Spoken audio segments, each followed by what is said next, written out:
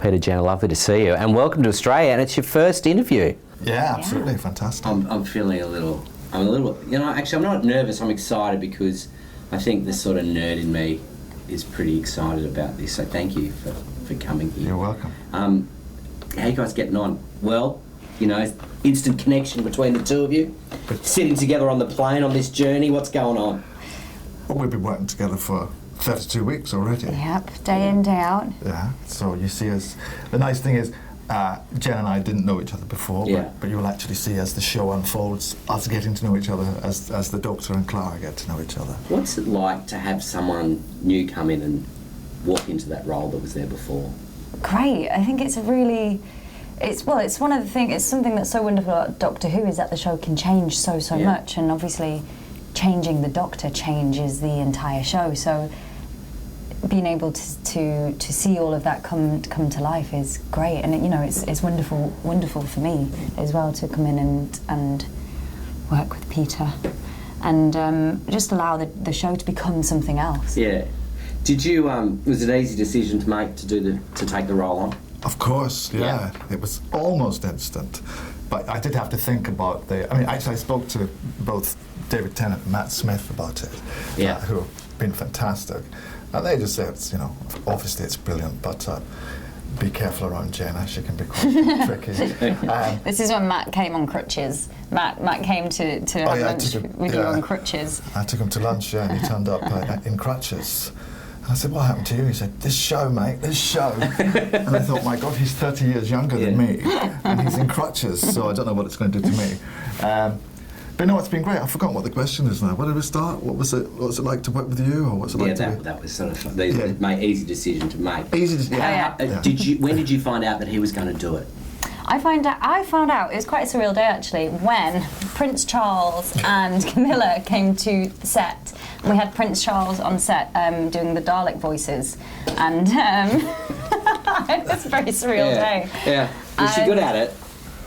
They were really good. He found it hilarious. Yeah. He was the full on, because it's a machine that you use to make the Dalek he's voice. talking through the machine, not going. They didn't put me in a dark. So yeah, Prince Charles was doing that and what do giving you us, do? How are you?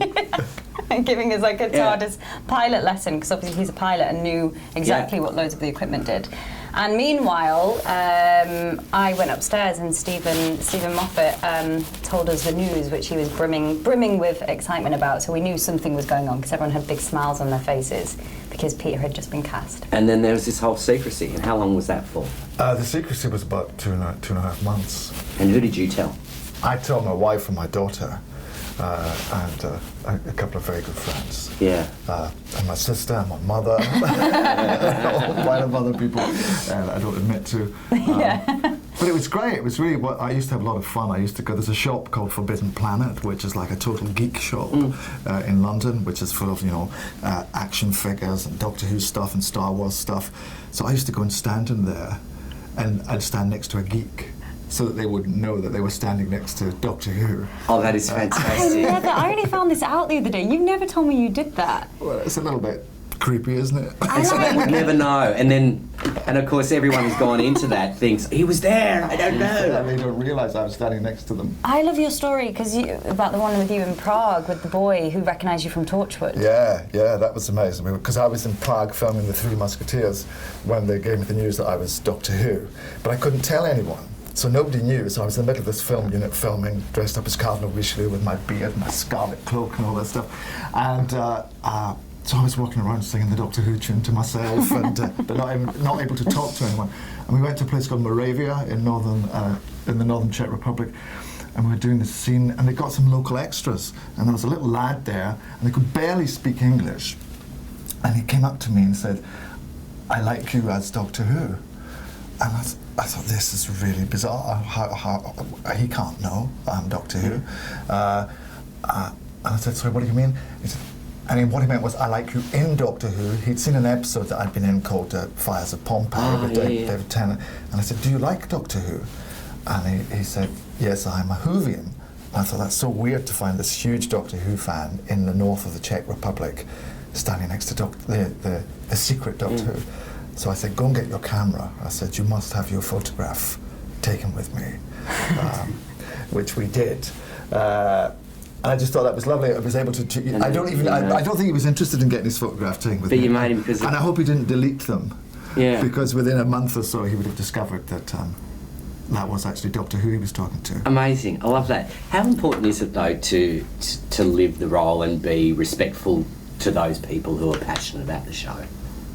I think, I mean, you know, it's not something you take lightly. I think because it's a show that's so well loved that you absolutely feel a responsibility to keep it great. Yeah. But at the same time, I don't think you can, you know, arrive on set every day thinking about it and getting too nervous about it, because it's kind of useless. I think the key is just to enjoy it as much as you can, and that hopefully comes across on screen and makes the show what it is, really. The mad fans, can they be a bit challenging sometimes? I wouldn't say challenging. I think it's amazing to see the reaction that it provokes, like the enthusiasm. Yeah. I don't you know, it's a rare thing, so it's quite an amazing thing. It's quite staggering to go to these places, and the airport we just went to in South Korea, and to have this response of people that are just so enthusiastic about the show. How do you think it's different elsewhere? You know, the way that people perceive the show. Obviously, you know, like as a kid, for me growing up, it was something I watched as a family, and I had this sort of emotional connection with it, which is different, I suppose, to say the Americans do. Well, I think we're just learning. Well, I'm just learning about that because obviously I think in Australia it's much more like the way it is in Britain, because you've had it for so long and it's part of sort of the television heritage. But in South Korea, it's quite different. It's sort of, there are all these very young kind of enthusiastic, wild kind of. Well, we were greeted like a boy band, weren't we? Or like the Beatles or something, like Ringo and George, with all these screaming fans, and they sort of embrace it in a way that's different from Britain, where you get a lot of people with, you know, very nice but well-meaning people with plastic bags full of photographs and old newspaper cuttings that they want signed and stuff. And Australia, I'm looking forward to seeing what the response is like. Well, I saw some of the reviews, and they were saying that you're the best Doctor yet, so congratulations on that. And thank you so much for your time. Absolute pleasure to meet you both. You Thank too. you. Thank you. Thank you for having us.